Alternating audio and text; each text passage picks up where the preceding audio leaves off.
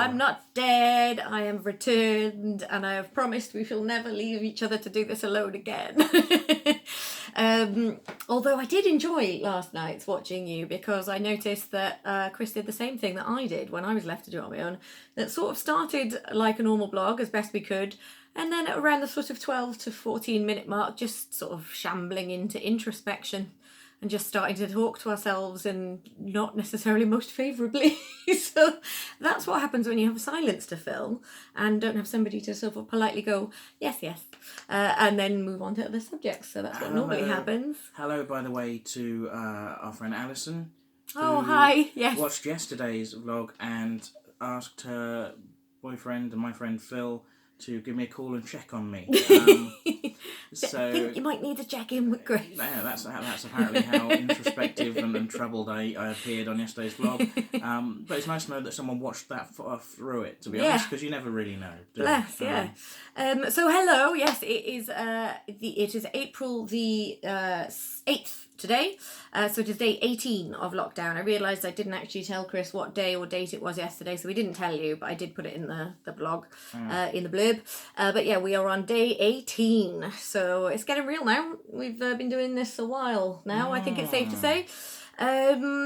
Yeah, thankfully, I think yesterday was just a bad fibro day. I wasn't sort of sickly ill, just feeling quite run down. And although I'd managed to make it downstairs, I was in no fit state to be on camera, because I would have just been sat by here doing that. So yeah, that's no fun for anybody. Also, I will apologise for the state of my barnet. That is what happens if I wash my hair and don't dry it and let it dry naturally. It just gradually becomes larger than it should be. But I was just complaining about that to Chris, and he said he likes it all boofy. So I like it all boofy. I'll take it. I've just had a bath and I've washed my hair, and that is why it looks incredible. If you do say so yourself, I do say so myself. Well, I mean, my facial hair looks atrocious. So I'm glad you can see that. Yeah, swings and roundabouts. Balances it out. I wonder if you're going to get comments from your. I think Drew Taylor got a shout out yesterday, and I wonder if that's just that previously he commented on this blog that you were looking particularly handsome. I did. So I think that was just a shout out to thank you for the little ego bump. Although I mean, I can't. I'm not too much of a slave to my ego, because if I was, I wouldn't be wearing this sort of clingy t-shirt that I got. When you do that, it does go a bit nipply. Yeah, I got given this t-shirt when I ran the Cardiff 10k. Oh, now see, that's a little humble brag though, isn't it? I mean, it's only 10k, it's not a marathon. I couldn't run 10k. Yeah, you could. I couldn't. No, you could. Well, no, that's chronic illness related. But like when I was given this t-shirt though, I had much less of a gut for it to cling around. And because I was actually in like probably the best shape of my life. I like you all boofy too. And yeah, like with what used to be pectoral muscles, but are now. Were they pectoral muscles? They were sort of. I didn't know you at the time when you actually did the 10k. It was you just. Oh, actually, yeah, no, you were training to do it. I think it was quite early. Maybe yeah. They weren't like imposing muscles, but. What happened was I used to have no muscles, and then I started doing some weights, and I sort of had sort of muscles beginning, and then I stopped doing the weights, and then they just became man boobs, and it was worse than if I hadn't done that to begin with. You see? Oh well, I'm happy. So, I'm happy with the end result, so it's okay. Because if you train and do weights, and then you stop training, all that muscle becomes fat. So just never try. That's the message. Okay, so that's nice and motivational for anyone who's struggling with the fact that they can't get to the gym right now. Cheers. So yeah, I hope you got some heavy stuff that you can lift in your house, because I do know a few people who, well, they might have already been bothering, and now they're just going, oh my god, it's all going to turn to flab. They might have been muscular. So if that's you, then lift some heavy stuff, tins of beans, I don't know. Can you tell I don't go to the gym? It's going to be a weird. When we get out of this lockdown thing, there's going to be a lot of people who never bothered with running before. and suddenly they're going to be in the best shape of their lives. Yeah. And I do know a few people who've taken up running since lockdown because they just need, like, because they want to get out for exercise, but there isn't really anywhere nice to walk near them. So they just thought, well, I'll just blast out a bit of exercise. Also, to burn off a bit of energy for feeling cooped up. That is not a problem I ever have. Excess energy is nothing I struggle with, but I do understand if people do fit, because I get sort of maybe slightly mentally feeling a bit cooped up, and I want to do something or think about something, but not so much actually like I need to physically break into a sweat. That's for losers. I feel like I definitely fall into the camp of people who are going, you know what, these are unusual times, and I'm not going to feel guilty if I eat a bit much or put on a bit of weight or gain a few pounds while we're in lockdown. I'm not going to worry about it. I'm going to eat what I want, and I'm just going to be happy. Under these circumstances, I think that's a very reasonable position to take. Yep. That said, I will be quite jealous of people I know if they suddenly look incredible next time I see them. Yeah, I think people will go very much to one end or the other. I think people will just either be really exercising because it's something to do and something to sort of get them out of the house, or even maybe exercising in the house. I know of quite a few people who've taken up doing sort of yoga and things at home, which won't necessarily make you look suitably won't make you look all buff, but you'll actually be in quite good shape for it. And maybe we should be perhaps doing something, but I don't care enough. Well, if they have a harsher lockdown, we do have a Wii Fit board. I wouldn't mind setting that back up, actually. And they also have... For the fun more than the exercise, really. Yeah, I also have Wii Ring Fit Adventure that I bought and played once. Oh, yeah, we should try that. So, yeah, we should give that they're quite good. My mum was telling me, because my niece lives with my parents and brother half the time, and so she was there with them. They've got the Wii board sort of set up, and my mum was having a go. I think my mum's having a go on it most days, which I think is good, and she's making a point to, she's got her pedometer on and she's still trying to get to her 10,000 steps a day, but she just might be doing a lot more of those in and around the house than she would. She'll go for one walk, but then sort of try and make sure she's sort of moving about. But yeah, on the Wii board, I think Ari, my niece, was quite enjoying that, just sort of watching and going, oh, it's coming to you, like left, right. Well, she probably wasn't saying left and right, but she was probably going, go that way, this way, that kind of thing, and was enjoying that. So it is something that you can do if you've got one. So yeah, do set it back up. I think it's worth it. You do need batteries though, so stock up on them next time you're in the shops. The thing is, I do think Nintendo do a very good job of trying to make these things fun and entertaining, and it's more fun than your average workout. More fun than doing like a workout DVD, or just going for a jog or whatever. And that's the attitude you need to keep in mind, because my problem is I very much quickly fall into the mindset of this is less fun than The Legend of Zelda. Right. You know, which is a different... You want it to be fun for a game rather than fun for exercise. Less fun than my other video games rather than being more fun than other workouts. Right. That's the problem. What's quite good for me with those kinds of things is it's more manageable than, say, going to like an exercise class or a dance. Obviously, we can't do those at the moment anyway, but like I can do a little bit here and there throughout the day, say, rather than having to go to like a half-hour class where actually once I've done 10 minutes, I've probably pushed myself a little bit too hard. So something like that where I can just pop on, have a little go, and then have a little rest, and then have a little go. It's probably better than nothing, and I do find them quite fun. So yeah, I think we should dig that back out. That sort of covers sort of exercise and stuff, which we hadn't actually even particularly planned on talking about. But so today, what have we been up to? Did a quiz. We did do a quiz. The reason my hair is a big boofy mess is because I washed it, and then time was a-ticking, and I had agreed that I was going to run a sort of virtual pub quiz. So I'd already got out all the answers, and it was starting at 8, so I just came downstairs and let it dry naturally while I was running the quiz. It was super fun, actually. I enjoyed having the project of putting the quiz together, but I also actually really enjoyed running it. It was a bit hard to judge as you're sort of putting the questions together. Like, it's hard to tell whether it's hard or easy because you know the answer, so you don't know what people know. I think I maybe went a little bit hard, seemed to be the consensus, but there wasn't anything that nobody got, so I think some people knew all of it, and I had a few teams together, and I think that was quite a fun thing to do. And also the one thing I really liked about it was lots of people got together to do it who don't all know each other, so it kind of did feel a bit like a pub quiz. We got lots of different teams all working together, so they're having like a nice little socialise, but they're not necessarily all having to sort of play games with each other and people they don't know actively, other than just piping up to say what their score was and stuff like that. Introduced your mum to my parents And your brothers as well. Yes. Well, my mum and your dad have sort of had little chats in the comments of these vlogs. Yeah. But they haven't actually sort of... Neither on the comments of our vlogs nor in a virtual pub quiz in WhatsApp. It's not how we would have envisioned our family's meeting, is it? But, no, probably would have actually introduced them in person at some point, but went quite well though, I think. Yeah. My parents, because we do this quiz like every week, a group of us, and friends and friends of friends. No, since the lockdown though. Oh, sorry, I thought you meant pub quiz. Oh, yes, so every week we've been doing this this quiz. Was the third one? This was the third one, and a different person takes charge of the questions, and because Ellie was taking charge, I thought, I'll invite... They know, my family know her, I'll invite them in this week.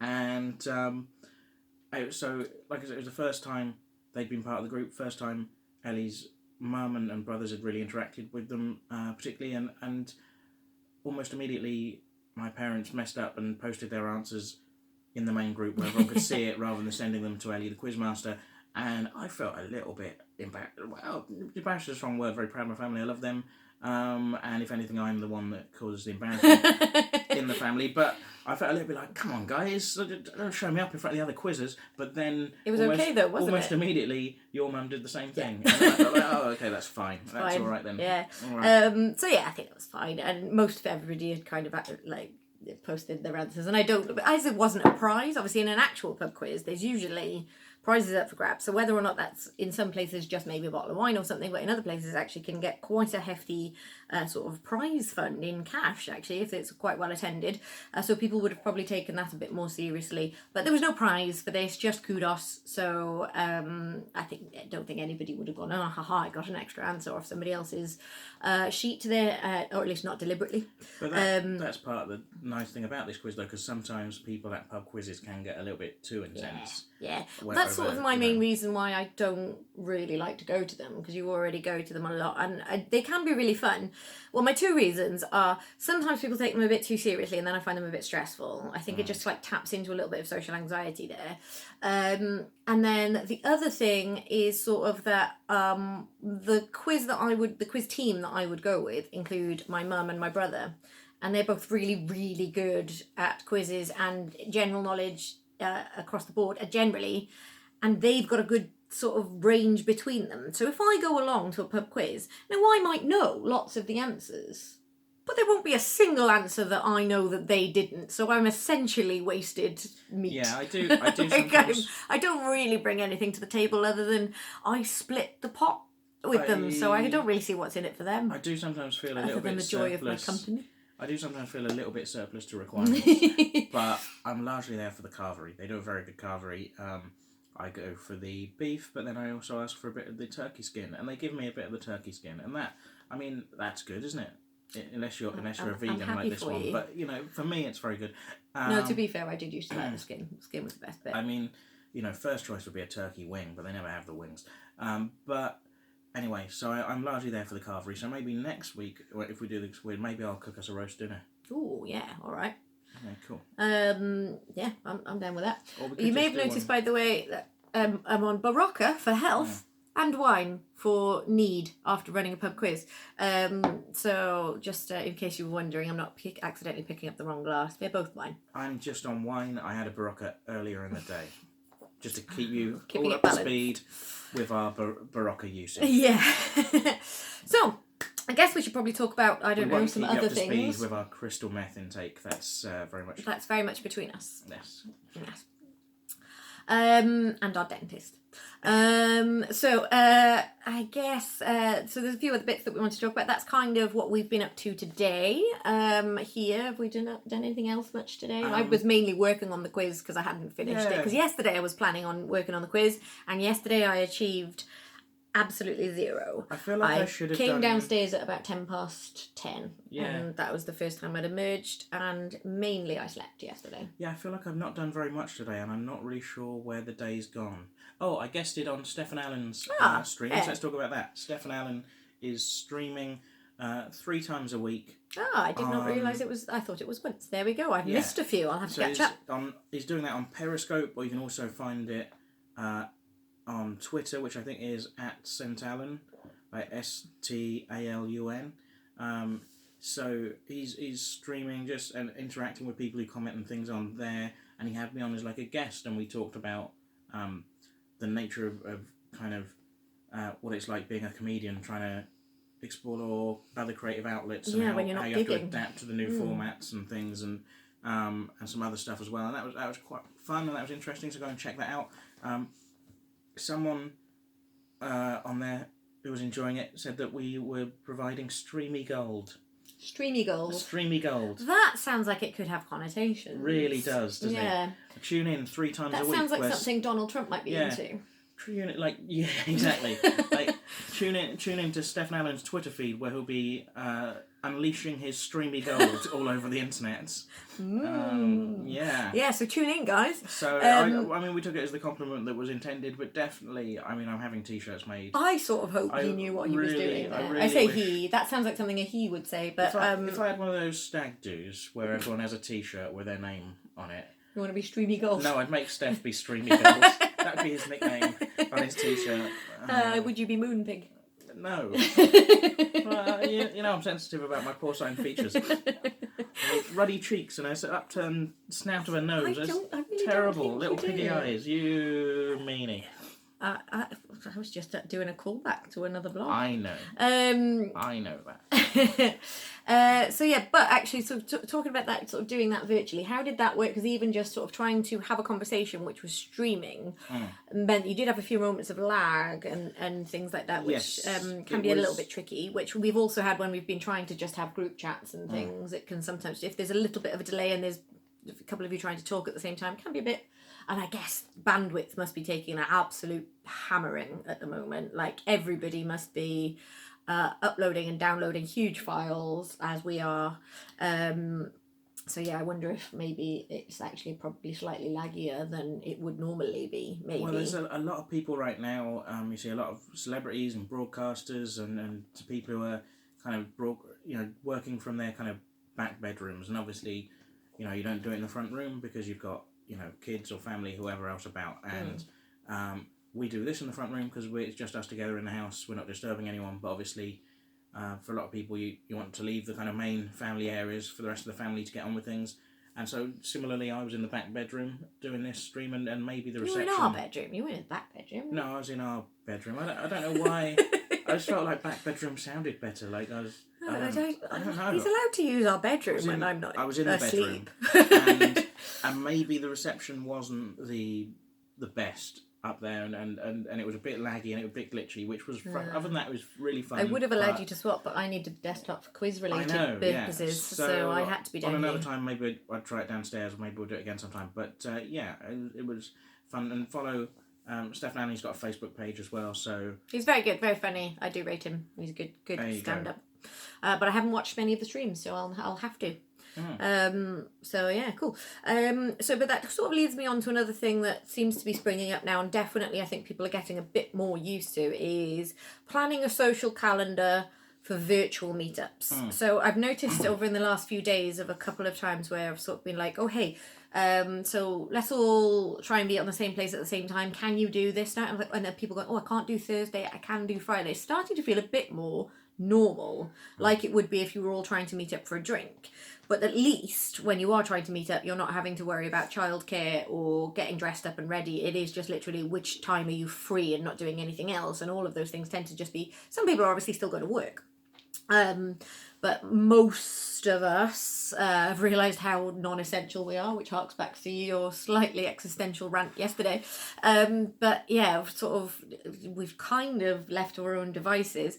But it is nice to sort of see that everybody's sort of making plans and, I can't. So for example, I was trying to, yesterday I was supposed to have a chat with my uni friend that I mentioned a few days before, but yesterday I was a write-off, so I cancelled that. But I today have made plans to reschedule it, and it's sort of like, oh, what days are you free? And I'm like, oh, I can't do Thursday because I'm doing this on Thursday, and now I'm doing that on Friday, and it's starting to feel nice to have plans with friends, different groups of friends, so you're all interacting, and it just feels like we're clinging on to a little bit normal there.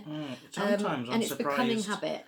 At how busy we become, and almost to the point of like, oh, it'd be nice to sort of just chuck a film on, but we can't because we've got to plan. We've got to make the right question for a quiz, and the dog needs to be walked, and then There's I said I'd phone that person, and we're doing a house party meeting, and we're doing a stream, and it's It's nice almost to though. the That point that you feels go more like, oh, normal. it'd be nice to have a weekend.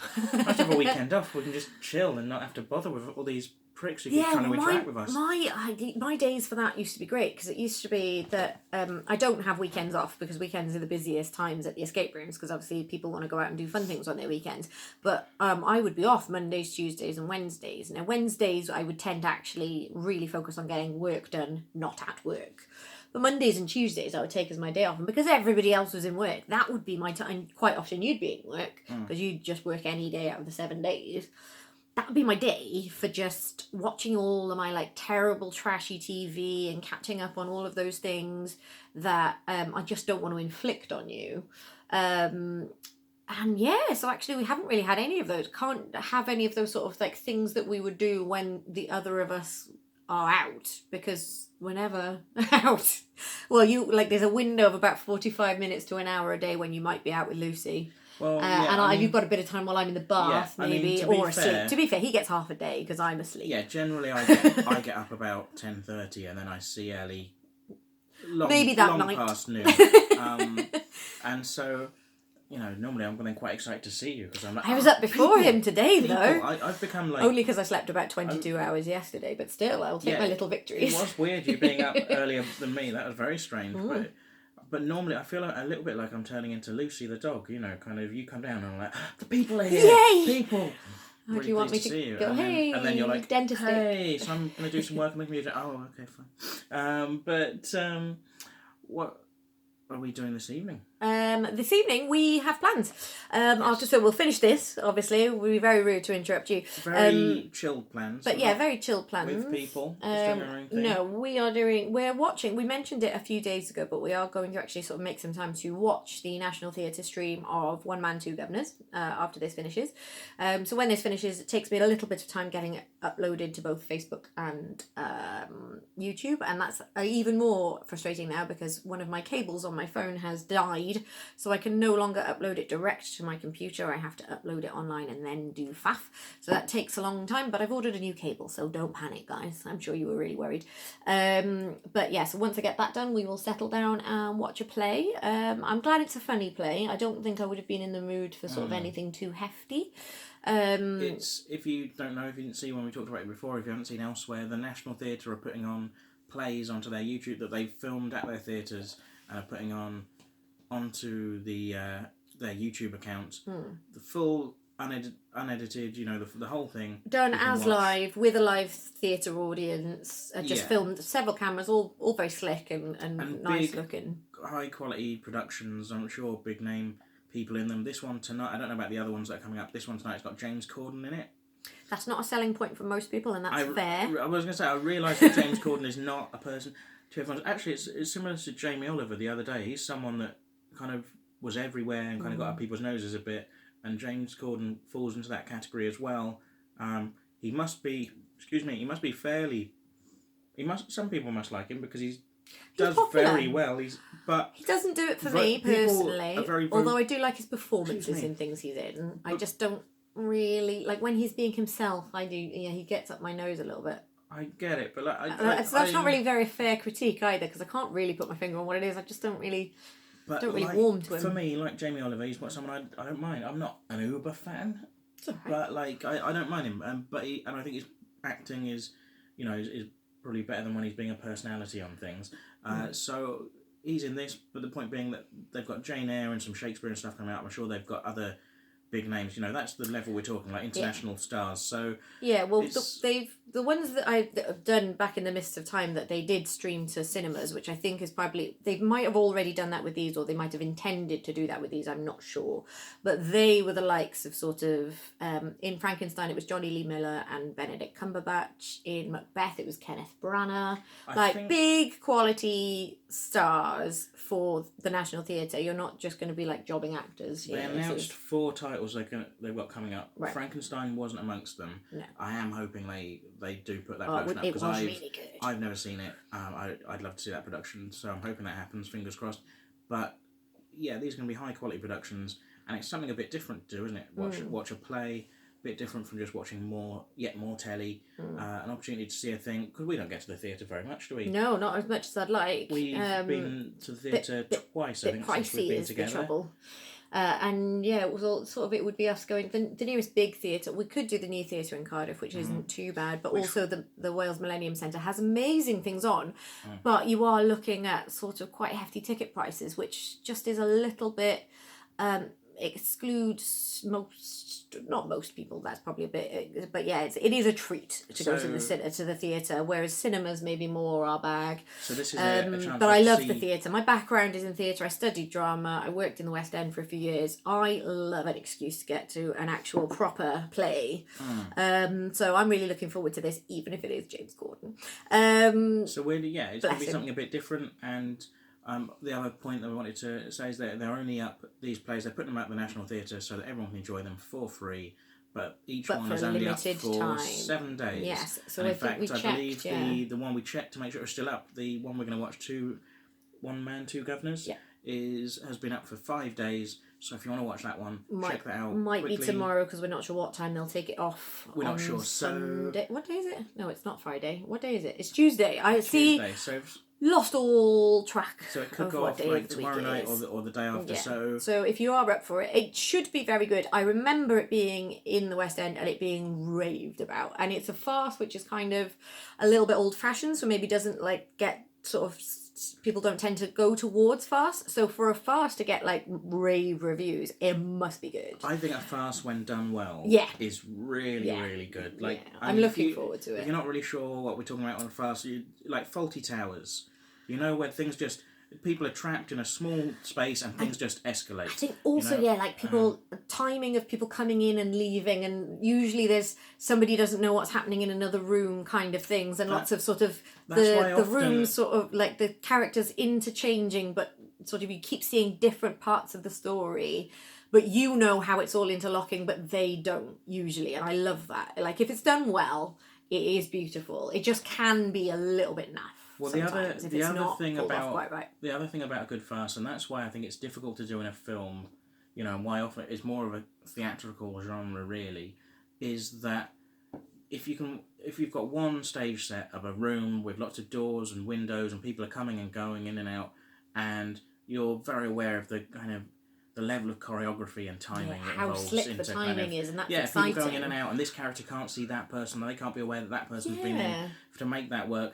Maybe that is lost in film because you know that they've just edited it. Well, you can edit that and you can cut to a different angle and it suddenly loses something. The two best examples of it I've ever seen on TV of farce, apart from Fawlty Towers, which is excellent, is there's kind of two classic episodes of the sitcom Frasier, and both of them, one of them is on a beach house, and the other one is when they've gone away to a ski lodge, and so it's all like a single set, single camera, focused on the thing. You can watch people coming in and out of doors, and they've done them like plays because that's how farce works. I think they do though. I think actually that's one thing that also helps though, is I think Frasier and quite a lot of those big American sitcoms were filmed in front of a live audience, so you do maybe get that sense of live theatre about the timings involved. Obviously they would have actually pulled cut and done other scenes, but I think it gets that feel of this is happening. And you get to see people coming in and out of doors and missing. I think, but anyway, so that's why farce is I've actually seen a play by the same playwright that we're going to watch. I can't remember his name, but the guy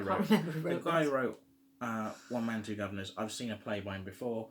What was the play? I can't remember the name of the play or the writer. It featured Sean Williamson was the star on that occasion. It was in the New Theatre in Cardiff. Sean Williamson, better known as Barry from EastEnders. Ah, yes. On EastEnders and in Extras. Yes. But yeah, it was really good fun. Really enjoyed that, so I'm looking forward to seeing this as well tonight. Okay, yeah, me too. So, but so like I say, check that out. You've got a day or two more on that one, and then there's going to be others. There'll be others, yeah. So even if this one isn't your bag, or actually maybe you're wanting something a bit meatier, maybe if they're doing things like Jane Eyre, there might be a bit of Shakespeare in there. Yeah. But yeah, check out National Theatre, and it'll come. We're not being paid or sponsored by them, by the way, but it's just something they're giving away for nothing. And I'm really, I feel like I'm an advocate for kind of do stuff that you wouldn't normally do, try things that are out there, see things that are different. Yeah, I kind of think it's good to be taking these opportunities where you can get them, because under normal circumstances they're not going to give away this sort of stuff for free.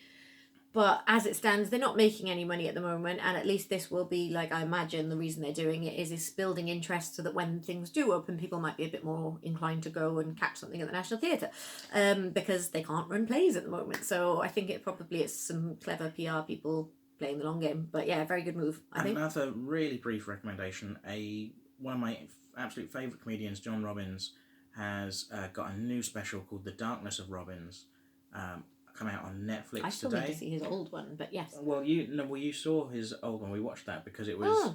I'm not sure if it was the whole show or like an abridged version from live at the BBC. So live at the BBC, and I would watch both of them actually because they kind of. You don't have to have watched both of them, but if you do, there's a bit more kind of emotional heft to the second one. I don't want to give anything else away. It just helps knowing. I guess if you watch them the other way around, you might be a bit like, oh.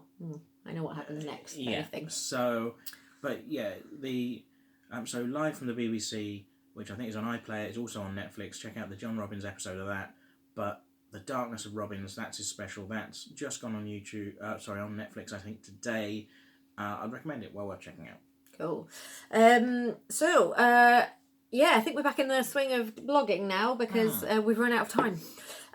So we've not even talked about any political nothing stuff or political. News or anything, but we're not really. We're not aiming to be super political, but yeah, just for like anybody who is.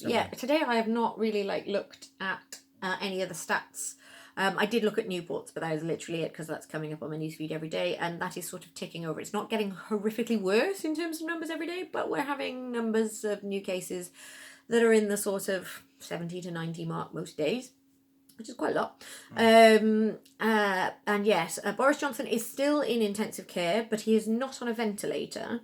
And they've made a few noises about it's preventative. He's kind of there in case, which is probably a little insulting to the people who have not been able to get places in other sort of intensive care. So we have lost people, but I guess he is the Prime Minister. So that's going to happen because you're not going to go to the Prime Minister.